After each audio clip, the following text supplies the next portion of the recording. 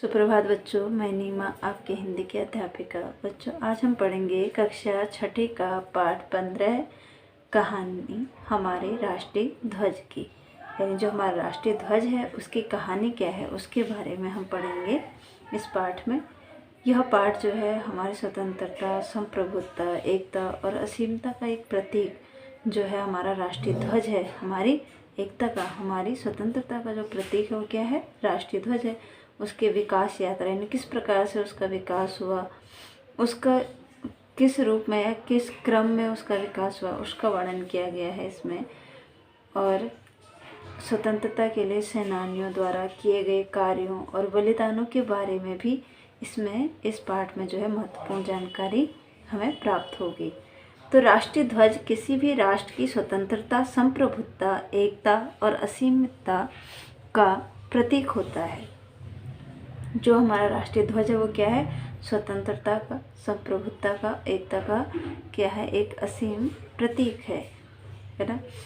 तो इससे राष्ट्रीय गौरव झलकता है। इसके सम्मान की रक्षा के लिए देश के नागरिक अपने प्राणों की आहुति देने को तैयार रहते हैं। भारत के स्वतंत्रता सेनानियों ने भी अंग्रेजों द्वारा थोपे गए यूनियन जैक के विरुद्ध अपने राष्ट्रीय ध्वज की आवश्यकता को अनुभव किया। अपने राष्ट्रीय ध्वज के उद्भव और विकास की कहानी कम रोमांचक नहीं है। इसके साथ स्वतंत्रता संग्राम की कहानी अभिन्न रूप से जुड़ी हुई है। इस कहानी में स्वतंत्रता सेनानियों के त्याग और बलिदान के साथ साथ अंग्रेजों के क्रूर अत्याचार और दमन चक्र भी उजागर होता है। अब देखिए क्या कहा कि जो हमारा राष्ट्रीय गौरव इस राष्ट्रीय ध्वज में या राष्ट्रीय जो ध्वज है उसमें झलकता है। और सम्मान की रक्षा के लिए, यानी इसके सम्मान की रक्षा के लिए जो देश के नागरिकों ने अपने प्राणों की आहुति तक दे दी, यानी प्राणों को का भी न्यौछावर कर दिया। तो ऐसे भारत के स्वतंत्र सेनानियों ने जो है अंग्रेजों द्वारा जो थोपे गए यूनियन जैक था उसके विरुद्ध जो राष्ट्रीय ध्वज की आवश्यकता का अनुभव किया कि जो हमारा राष्ट्रीय ध्वज है वो उसकी आवश्यकता हमें है, ऐसा अनुभव किया। और अपने राष्ट्रीय ध्वज के उद्भव यानी उसके उद्भव, उत्पत्ति और विकास की कहानी जो है वो कम रोमांचक नहीं है, बहुत ही रोमांचक है। इसके साथ स्वतंत्रता संग्राम की जो कहानी है उसका भी एक अभिन्न रूप है। अभिन्न रूप से जो है स्वतंत्रता संग्राम की कहानी से भी ये ध्वज जो है जुड़ा हुआ है। इस कहानी में स्वतंत्रता सेनानियों के त्याग, बलिदान के साथ साथ अंग्रेजों के क्रूर अत्याचार और दमन चक्र को उजागर किया गया है। यूनियन जैक के विरुद्ध अपने राष्ट्रीय ध्वज के निर्माण का प्रथम प्रयास सन 1857 के स्वतंत्रता संग्राम के साथ हुआ। तब इसका जो स्वरूप बना वह सामने बना है, पर स्वतंत्रता संग्राम की विफलता के साथ ही उसका प्रचलन भी समाप्त हो गया।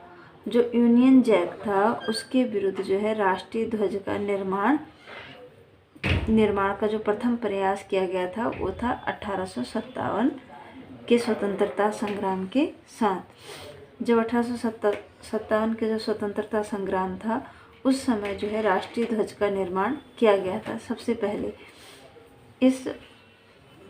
इसका जो स्वरूप बनाया था उसको वह सामने बना हुआ है जो यहाँ दिया गया है, पर स्वतंत्रता संग्राम की विफलता के साथ ही उसका प्रचलन भी समाप्त हो गया। जब 1857 के जो स्वतंत्रता संग्राम हुआ था तो उस समय वह संग्राम जो है विफल रहा, यानी सफल नहीं हो पाया। तो उसके विफल होने पर, असफल होने के साथ साथ ही राष्ट्रीय ध्वज जो यहाँ दिखाया गया है, देखिए हरे रंग का है और उसमें एक कमल का फूल दिखाया गया है। तो इस प्रकार का जो ये ध्वज है हमारा राष्ट्रीय ध्वज, वो जब विफल हो गया, यानी जो स्वतंत्रता संग्राम था वो क्या हो गया? असफल हो गए उसमें लोग, तो ये ध्वज भी उसी समय समाप्त हो गया था। सन 1905 में स्वामी विवेकानंद की शिष्या भगिनी निवेदिता ने जो राष्ट्रीय ध्वज तैयार किया वह 1906 कांग्रेस के कोलकाता अधिवेशन में प्रदर्शित किया गया। यह झंडा वर्गाकार था, इसकी सतह लाल थी। इसके किनारों पर 108 ज्योतियाँ बनी हुई थी। बीच में पीले रंग का वज्र का चिन्ह अंकित था। इसमें बांग्ला अक्षरों में वंदे मातरम लिखा हुआ था।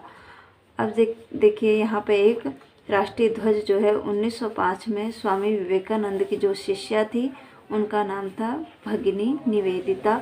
उन्होंने इस राष्ट्रीय ध्वज को तैयार किया था। कब किया था? 1905 में। और 1906 में जो है कांग्रेस के कोलकाता अधिवेशन में इस ध्वज को प्रदर्शित किया गया था। और यह झंडा जो था वो वर्गाकार रूप में था, वर्गाकार आकार का था। और इसकी सतह जो थी, यानी इसका इसकी जो सतह थी वो कैसी थी? लाल थी। इसके किनारे पर 108 ज्योतियाँ बनी हुई थी। बीच में पीले रंग का वज्र बना हुआ था, वज्र का चिन्ह बना हुआ था। और इसमें बांग्ला अक्षरों में लिखा हुआ था वंदे मातरम।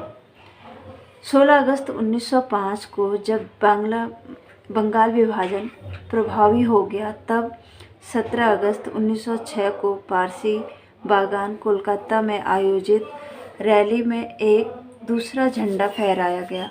इस झंडे में वज्र का निशान नहीं था। इसमें हरी, पीली और तीन पट्टियाँ थी, तीसरी थी लाल। पीली पट्टी पर नीले रंग से वंदे मातरम लिखा हुआ था। ऊपर की हरी पट्टी पर 8 अध खिले कमल के फूल बनाए गए थे। नीचे की लाल पट्टी पर सूर्य और अर्धचंद्र की आकृति थी। इसे 1906 में दादा भाई नौरोजी की अध्यक्षता में हुए कांग्रेस के कोलकाता अधिवेशन में फहराया गया था। अब देखिए, 2 बार तो जो है, एक बार सबसे पहला जो राष्ट्रीय ध्वज बनाया गया था वो 1857 के स्वतंत्रता संग्राम में बनाया गया था। और वो जो है स्वतंत्रता 1857 की जो क्रांति थी उसी के साथ ही वो समाप्त हो चुका था। 1905 में और 6 में जो है भगिनी निवेदिता ने एक ध्वज बनाया था। और तीसरा ध्वज बनाया था 16 अगस्त 1905 में, जो यहाँ पर आपको दिखाया गया है। तो इसमें जो है पारसी बागान कोलकाता में आयोजित जो रैली थी उसमें इस झंडे को सबसे पहले फहराया गया था 1906 में। कब? बंगाल विभाजन के समय। और इस झंडे में जो था वज्र का निशान भी नहीं था। इसमें एक हरी पट्टी थी, एक पीली पट्टी थी और एक लाल पट्टी थी। और जो हरी पट्टी थी उसमें जो है अधकिले कमल के फूल बने हुए थे। और पीली पट्टी में नीले रंग से जो है वंदे मातरम लिखा गया था। और तीसरा था आपका लाल पट्टी। तीसरी जो लाल पट्टी थी उसमें एक सूर्य का और एक अर्धचंद्र की आकृति भी बनी हुई थी। और इस झंडे को जो है 1906 में दादा भाई नौरोजी की अध्यक्षता में जो कांग्रेस के कोलकाता अधिवेशन था उसमें फहराया गया था। विदेश में रहने वाले भारतीयों ने भी राष्ट्रीय ध्वज बनाने का संकल्प लिया। विदेश में भारत के राष्ट्रीय ध्वज को पहली बार फहराने का श्रेय श्रीमती भिखाई जी कामा को दिया जाता है। उन्होंने 22 अगस्त 1907 को जर्मनी में स्टुटगार्ट नामक नगर में आयोजित दूसरे इंटरनेशनल सोशलिस्ट कांग्रेस में विदेशी प्रतिनिधियों के सामने भाषण दिया और अंत में हरे, सुनहरे और लाल रंगों वाला एक तिरंगा झंडा फहराया। उन्होंने भारत की स्वतंत्रता के लिए अपील करते हुए कहा, यह भारत की आज़ादी का झंडा है। देखिए, इसने जन्म ले लिया है। शहीद भारतीय युवाओं के रक्त ने इसे पवित्र किया है। तो विदेश में रहने वाले जो भारतीय थे उन्होंने भी जो है राष्ट्रीय ध्वज बनाने का क्या लिया? संकल्प लिया। यानी संकल्प किया कि हम भी क्या बनाएंगे? एक राष्ट्रीय ध्वज बनाएंगे।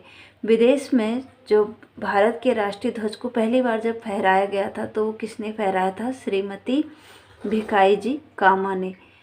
उन्होंने जो है कब फहराया था? 22 अगस्त सन 1907 को जर्मनी के स्टुटगार्ट नगर में एक आयोजित दूसरे इंटरनेशनल सोशलिस्ट कांग्रेस के विदेशी प्रतिनिधित्व के सामने जो है यह भाषण भी दिया। और अंत में हरे और सुनहरे तथा लाल रंगों वाला यह तिरंगा झंडा जो है वहाँ फहराया था।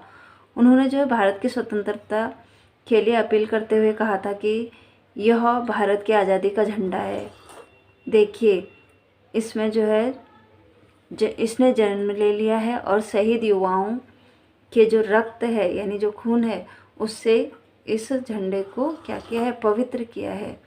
तो ये जो चौथे नंबर का जो झंडा है 1907 में फहराया गया है। ये जो फहराया गया वो कहाँ फहराया गया था, विदेश में।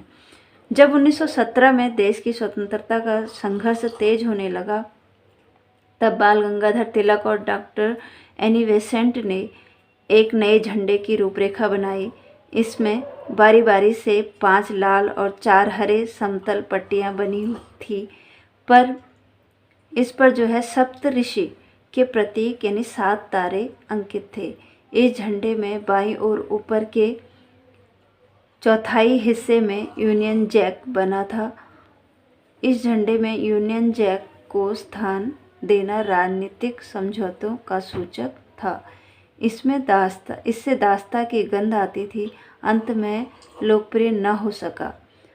अब देखिए, जब 1917 में देश की स्वतंत्रता के लिए संघर्ष हो रहा था, बड़ी तेज़ी से हो रहा था, तब बाल गंगाधर तिलक और डॉक्टर एनी बेसेंट जो थी उन्होंने एक नए झंडे की रूपरेखा तैयार की, जिसमें कि बारी बारी से क्या बने थे, 5 लाल और 4 हरे समतल पट्टियाँ बनी थी। उसके बाद इस पर जो है सप्तऋषि यानी 7 तारे जिनको बोला जाता है, सप्तऋषि के प्रतीक 7 तारों को भी अंकित किया गया था।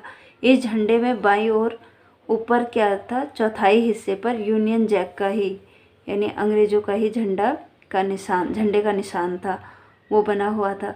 लेकिन इस यूनियन जैक के निशान के कारण ही जो है इस झंडे से जो है दास्ता यानी गुलामी की हमें क्या आ रही थी, गंध आ रही थी, बदबू आ रही थी, किसकी, दास्ता की, गुलामी की। तो ये जो है ये झंडा लोगों में लोकप्रिय ना हो सका और इसलिए इस झंडे को ज़्यादा देर तक लोगों ने नहीं अपनाया। सन 1921 में महात्मा गांधी ने पिंगले वेंकैया से ऐसा राष्ट्रीय झंडा बनाने को कहा जिसमें लाल और हरे रंग की 2 पट्टियाँ और उन पर एक चरखा अंकित हो। इसमें लाल रंग हिंदुओं के लिए और हरा रंग मुसलमानों के लिए प्रतीक के रूप में रखे गए थे। बाद में विचार करने के उपरांत अन्य धर्मावलंबियों यानी 1921 में महात्मा गांधी ने जो पिंगले वेंकैया नामक व्यक्ति थे उनसे कहा कि एक ऐसा राष्ट्रीय झंडा बनाने को कहा जिसमें कि एक लाल रंग था और एक हरा रंग था, 2 पट्टियाँ थी और बीच में क्या था, चरखा अंकित था यानी चरखा बना हुआ था। जो लाल रंग था वो तो हिंदुओं का और जो हरा रंग था वो मुसलमानों का प्रतीक था, धर्म प्रतीक था। और बाद में विचार किया गया और उसके बाद जो है जो धर्मावलंबी थे यानी अन्य धर्म को मानने वाले थे उन्होंने जो है उनके प्रतिनिधित्व देने के लिए इस झंडे में सफ़ेद पट्टी भी रखवाई गई। इसका अंतिम स्वीकृत स्वरूप यही था कि बाद में जो है एक सफ़ेद पट्टी भी उसमें रखवाई गई थी। इस झंडे को लाहौर अधिवेशन में 31 दिसंबर सन 1929 को रावी नदी के तट पर फहराया गया। इस ऐतिहासिक अधिवेशन में कांग्रेस ने पूर्ण स्वराज्य का लक्ष्य घोषित किया। इसी झंडे के नीचे 26 जनवरी 1930 को हजारों देशवासियों ने स्वतंत्रता की शपथ ली थी। सन 1921 और 1921 से 1931 तक के सभी सत्याग्रह आंदोलनों ने इसी झंडे का प्रयोग किया या इसी झंडे का प्रयोग इन आंदोलनों में होता रहा। तो इस झंडे को लाहौर के अधिवेशन में 31 दिसंबर 1929 को रावी नदी के किनारे जो है फहराया गया था और इस ऐतिहासिक अधिवेशन में कांग्रेस ने जो है पूर्ण स्वराज्य का लक्ष्य भी घोषित किया था। इसी झंडे के नीचे जो है 26 जनवरी 1930 में हजारों देशवासियों ने स्वतंत्रता की शपथ ली थी। सन 1921 और 21 से 31 तक जो है सभी सत्याग्रह आंदोलनों में इसी झंडे को फहराया गया था। इसी बीच सन 1924 में श्री श्यामलाल गुप्त पार्षद ने सुप्रसिद्ध झंडा गीत की रचना की। विजय विश्व तिरंगा प्यारा झंडा ऊंचा रहे हमारा, जो ये गीत था, इस गीत को प्रस्तुत किया था श्री श्यामलाल गुप्त जी ने। तिरंगे झंडे की लोकप्रियता बढ़ती चली गई चली जा रही थी। कांग्रेस के बेलगांव अधिवेशन में इस झंडे में भगवा रंग रखने का सुझाव दिया, क्योंकि इस रंग से त्याग बलिदान की भावना व्यक्त होती है। अप्रैल सन 1931 को कराची में अखिल भारतीय कांग्रेस समिति की बैठक में एक झंडा समिति का गठन किया गया। इस समिति के संयोजक थे डॉक्टर बी पट्टाभी सीतारमैया। यानी तिरंगे झंडे की लोकप्रियता किस गीत से बढ़ी? श्री श्यामलाल गुप्त जी के जो विजय विश्व तिरंगा प्यारा झंडा ऊंचा रहे हमारा गीत था, उसी से जो है झंडे की लोकप्रियता बढ़ती गई। यानी सब लोगों को यह गीत पसंद आया और सभी जो है झंडे को बड़ा ही मान सम्मान देने लगे। कांग्रेस के बेलगांव जो अधिवेशन था उसमें जो है इस झंडे को भगवा रंग दे दिया गया। और क्यों दिया गया? क्योंकि इस रंग से जो है त्याग बलिदान की भावना को व्यक्त किया जाता था। अप्रैल सन 1931 में कराची में एक अखिल भारतीय अधिवेशन जो समिति थी उसकी बैठक में एक झंडा समिति का भी गठन किया गया था सन 1931 में। इस समिति के जो संयोजक थे या इस समिति को जो बनाने वाले थे वो कौन थे? डॉक्टर बी पट्टाभी सीतारमैया थे। राष्ट्रीय झंडा समिति ने विभिन्न सुझावों पर विचार करने के उपरांत तय किया, रंगों के क्रम में पहले भगवा आएगा, फिर सफ़ेद और बीच में सफ़ेद और सबसे नीचे जो है हरा होगा। बीच की सफ़ेद पट्टी के बीच गहरे नीले रंग में चरखा अंकित होगा। रंगों का कोई सांप्रदायिक महत्व नहीं होगा। भगवा साहस और त्याग का, सफ़ेद शांति और सत्य का, हरा हरी भरी फसलों और संपन्नता का, तथा चरखा जो है जनता की आशा और उद्यम का प्रतिनिधित्व करेगा। यह प्रस्ताव भारी बहुमत से स्वीकृत हो गया।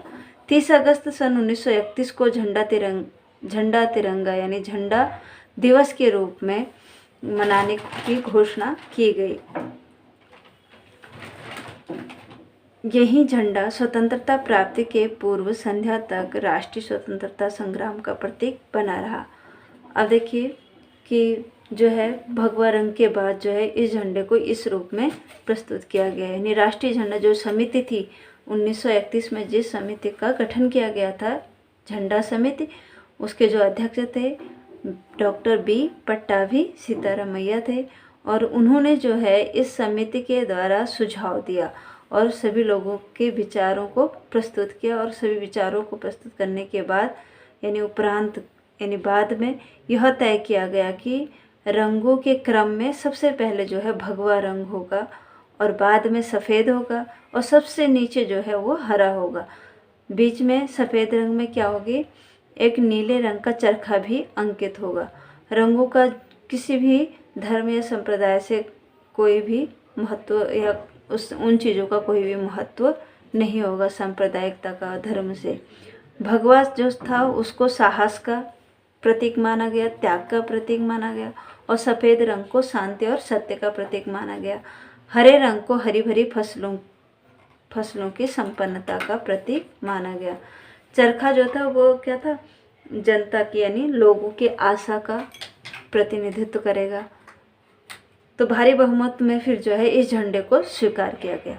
फिर 30 अगस्त 1931 में झंडा दिवस के रूप में मनाया गया।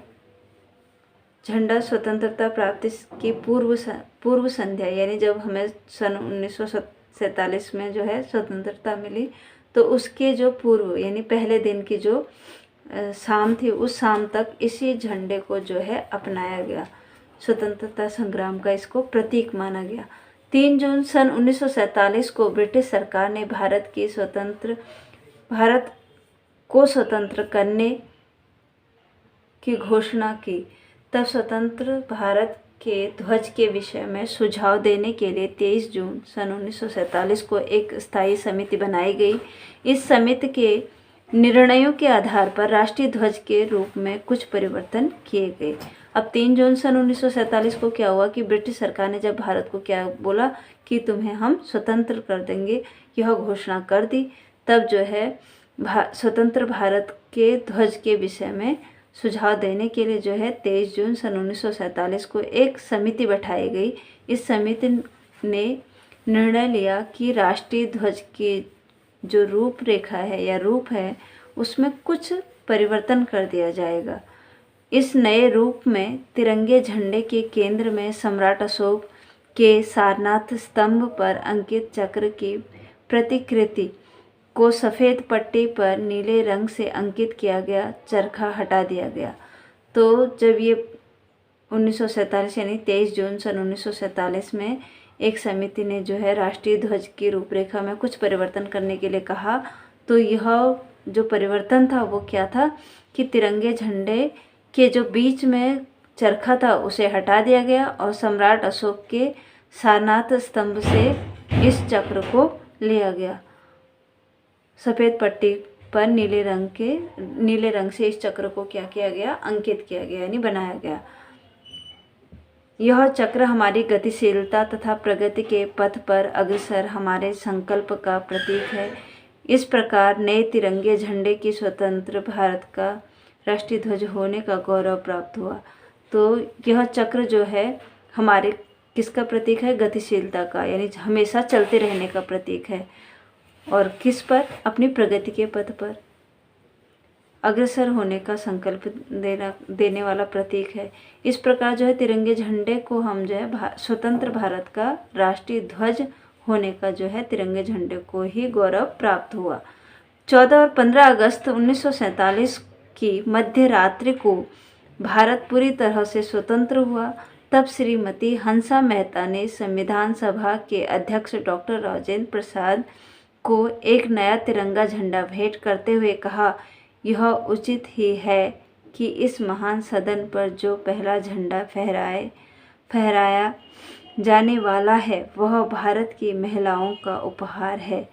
तो 14 और 15 अगस्त सन 1947 की मध्य रात्रि को यानी आधी रात्र को जब भारत पूरी तरह से स्वतंत्र हो गया, तो श्रीमती हंसा मेहता जो थी उन्होंने संविधान सभा के जो अध्यक्ष थे डॉक्टर राजेंद्र प्रसाद, उनको एक झंडा क्या किया, तिरंगा झंडा भेंट किया था।